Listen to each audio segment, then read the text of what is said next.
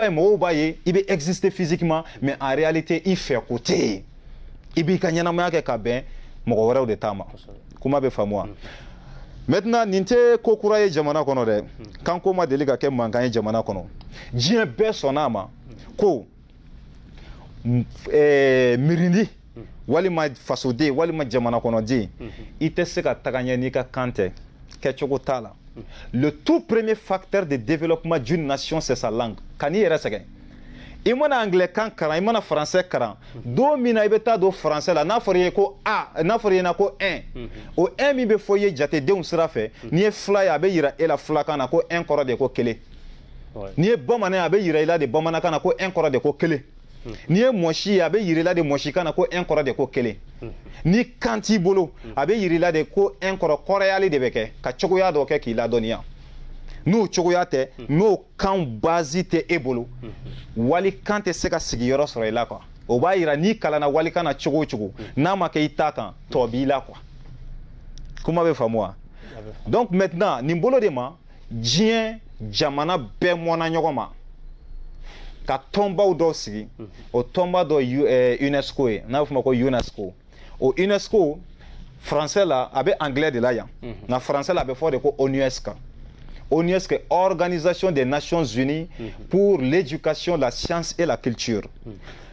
Anglais là, avec UNESCO d'État. United Nations for Educational, Scientific and Cultural Organization. Nankola avec Malasa la d'État. Mantoula jele sinfoyale, la kolokoli ni lonko ni lonia koson.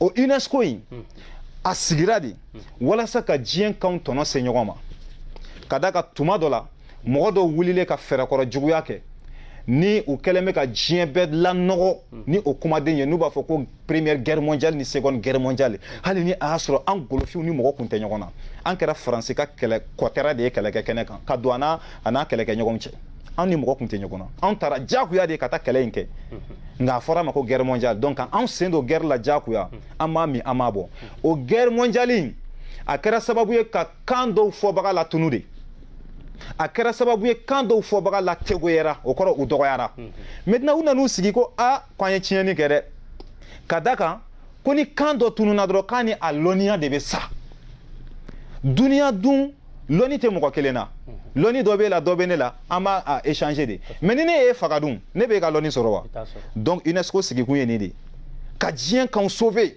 sauvons les langues du monde entier kan ma bɔ kan na dɛ u sɔrɔla walasa o ko in ka fanga sɔrɔ u sɔrɔla ka journée dɔ ta ka kɛ journée internationale des langues maternelles diɲɛ bɛɛ b'a célébrer a ka kan na fo Mali diɲɛ bɛɛ ye a faamu fo Mali an minnu bɛ kanko sɛdo na anw de b'a kɛ nka Mali autorité t'a kɛ diɲɛ ko k'i balanen bɔ kan kelen na a yira ko i bangera ka da kan i ka kan y'i ba de i ka kan y'i fa de i fa y'i tin minɛ i ba y'i tin minɛ u ye kan dɔ de don i da a bɛ fɔ o ma ko sinmin kan mɔgɔ ka lɔnni kunfɔlɔ la k'a bɛ o de bolo maintenant o kɔfɛ de i tɛgɛ bɛ minɛ ka taga n'i ye nko karanyɔrɔ walima faransi karanyɔrɔ walima arabu karanyɔrɔ san 6 san 5 olu bɛ sɔrɔ ka lɔnni di i ma sisan o kan in kɔnɔ ko de bɛ kɛ kodɔnna ye teliya bolo ma kuma bɛ faamuya ka baara kɛ ni walikan ye a ka ɲi ka kalan kɛ ni walikan ye a ka ɲi